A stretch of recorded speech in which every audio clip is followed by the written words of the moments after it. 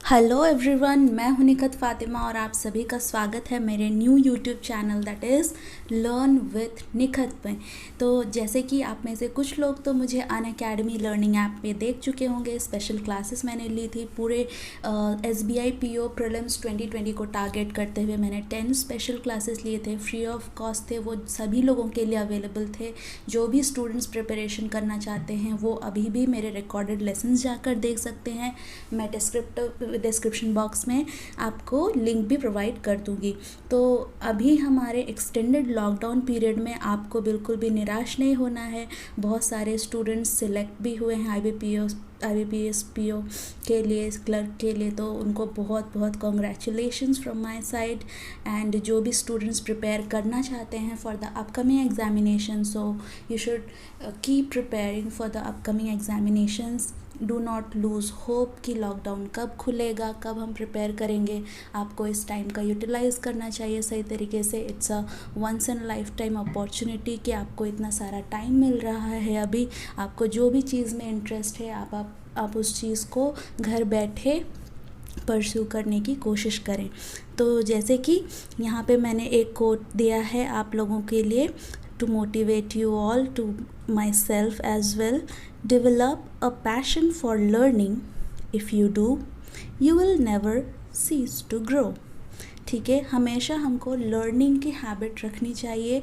ये हमारे लाइफ में ग्रोथ का सबसे बड़ा कारण बन सकता है, राइट। सो इस पॉजिटिविटी को ध्यान में रखते हुए हम आगे बढ़ते हैं।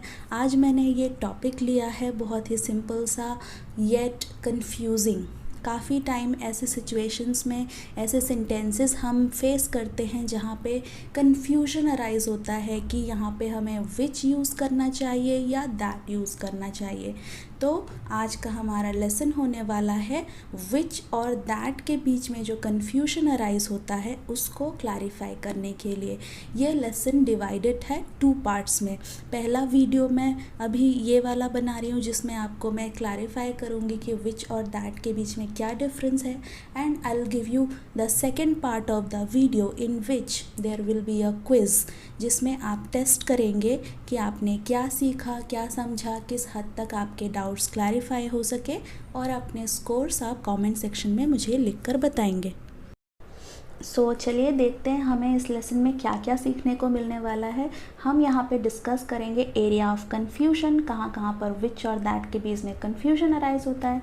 Examples I will give you to get the better understanding. और इस वीडियो के नेक्स्ट पार्ट में होगा क्विज, जहाँ पे 10 क्वेश्चंस होंगे with answers and explanation, so that you get the complete detail of this lesson, right. So let's begin the lesson. यहाँ पे देखिए, यहाँ पे मैंने क्या लिखा है, विच और दैट को पहले जानते हैं कि ये क्या कहलाते हैं। ये कहलाते हैं relative pronoun. Relative pronoun means वो अपने से पहले लिखे हुए नाउन के बारे में एक्स्ट्रा इंफॉर्मेशन प्रोवाइड करते हैं। तो these are used in the relative clauses. Relative clauses में यूज होते हैं to introduce adjective clauses. Adjective clause means what? Adjective means what? Noun के बारे में जो एक्स्ट्रा इन्फॉर्मेशन बताता है, और जिस क्लॉज में पूरा इंफॉर्मेशन दिया गया हो नाउन के बारे में, वो कहलाएगा एडजेक्टिव क्लॉज। कुछ लोगों को शायद ये डाउट होगा कि एक क्लॉज आखिर क्या होता है। Clause is a part of sentence which has a subject and a verb. अगर आपको और ज़्यादा क्लैरिटी चाहिए कि independent clause, dependent clause, clause और फ्रेज के बीच में क्या डिफरेंस है, अगर आपको इस चीज़ के रिलेटेड कुछ भी डाउट है, अगर आप चाहते हैं कि मैं सेपरेट वीडियो बनाऊं, तो definitely let me know in the comment section, right.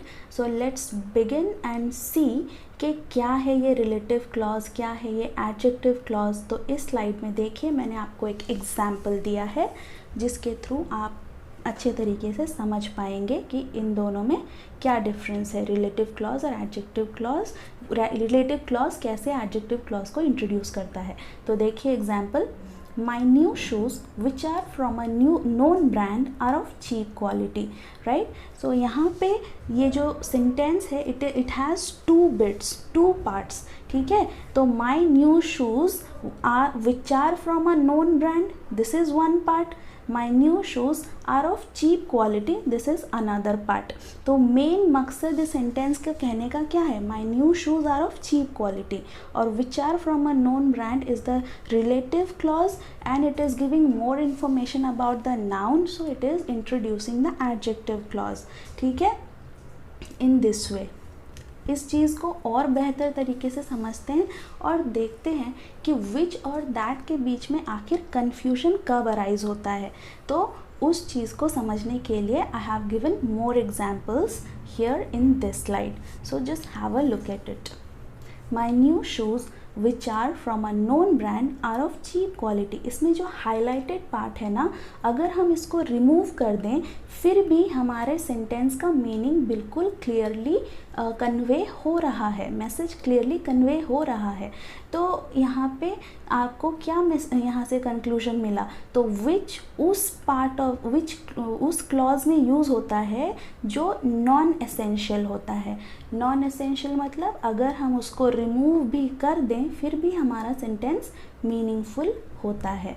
Next यहाँ पे थर्ड सेंटेंस में देखिए, the shoes are very expensive. अगर मैं सिर्फ कहूँ the shoes are very expensive, obviously the question will arise कि आप कौन से शूज़ के बारे में बात कर रहे हैं। आप मार्केट में हैं, आप बोल रहे हैं the shoes are very expensive, और आप कौन से एग्जैक्टली किस शूज़ की बात कर रहे हैं, तो ये क्लियर नहीं हो पा रहा है।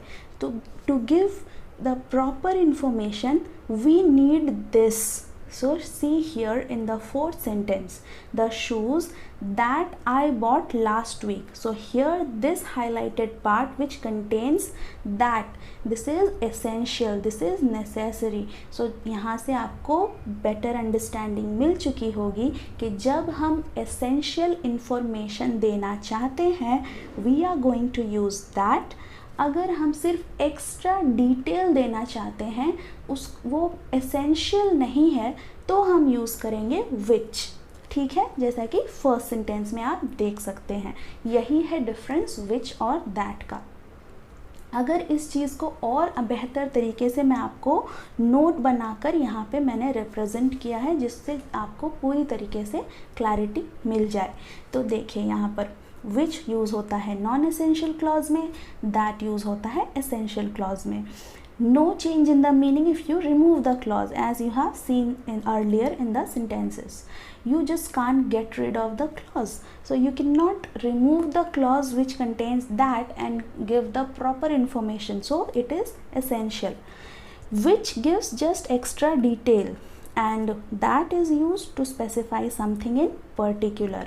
और बहुत ही इम्पॉर्टेंट पॉइंट, ये फोर्थ पॉइंट, विच जिस क्लॉज में यूज़ होता है उसके पहले और उसके बाद में कॉमास होते हैं, और दैट डजंट नीड कॉमास। देखिए इस सेंटेंस में आपको बेहतर तरीके से समझ में आ जाएगा। जैसे कि डिस्क्रिप्टिव राइटिंग, एसे राइटिंग जो लोग करते हैं, एग्ज़ाम प्रिपेयर कर रहे हैं, उनको इस चीज़ का ख्याल रखना चाहिए, because error of punctuation will be counted. So यहाँ पे देखिए विच जो जिस पार्ट में प्रेजेंट है, जिस क्लॉज में प्रेजेंट है, उसके पहले और बाद में कॉमास हैं, उनको मैंने हाईलाइट किया है, और ये इस तरीके से भी इंडिकेट कर रहे हैं कि इस पार्ट ऑफ द सेंटेंस को हम अगर रिमूव कर दें फिर भी हमारा मैसेज क्लियर है। So this first sentence gives you the essential point to remember। all right, next slide में चलते हैं और कुछ और एग्जाम्पल्स देखते हैं जिससे आपको ये लेसन का पूरा सम अप अच्छी तरीके से हो जाए और आप क्विज़ेस देने के लिए एकदम रेडी हो जाएं। तो इस सेंटेंस को समझने के लिए just imagine one situation. For example I have 5 handbags, ठीक है, उसमें से एक चोरी हो गया, तो I said my hand bag is stolen. So how will you understand which handbag am I talking about. तो यहाँ पे एक एसेंशियल इन्फॉर्मेशन की ज़रूरत है। अगर हमने रियलाइज़ किया कि यहाँ पे एसेंशियल इन्फॉर्मेशन की ज़रूरत है, definitely we need to use relative pronoun that. So यहाँ पे सेकेंड सेंटेंस में देखिए मैंने क्या दिया, my handbag that has floral print is stolen। So this is the essential information given with the help of that। Third sentence को समझने से पहले आप सिचुएशन इमेजिन करिए कि आपके फ्रेंड के पास सिर्फ एक हैंड बैग है. In that case you are just going to give the information कि my friend's hand bag is stolen and definitely the message will be clear, क्योंकि उसके पास एक ही हैंड बैग था. आप अगर बोलोगे my friend's hand bag is stolen, obviously the message is clear. लेकिन यहाँ पे अगर आप सिर्फ एक्स्ट्रा डिटेल देना चाहते हो, so you are going to use which. तो which will be used in the unnecessary non essential part में, और that will be used in the essential part. यही चीज़ आपको ध्यान में रखनी है. That's it. So are you ready for the quiz which will be given in the second part of the video. अगर आपको लेसन पसंद आया तो लाइक करें, शेयर करें और मेरे चैनल को सब्सक्राइब करें, जिससे आपको अपकमिंग वीडियोस की नोटिफिकेशन इजीली मिल जाए. ठीक है. और इस लेसन का 100% सम आपको अगर क्लैरिटी चाहिए तो डेफिनेटली आपको सेकेंड वीडियो देखना पड़ेगा, और उसमें ही 10 के 10 questions with answers and explanation सब कुछ आपको वहीं पे मिल जाएगा. Thank you very much. Bye bye. See you in the next video.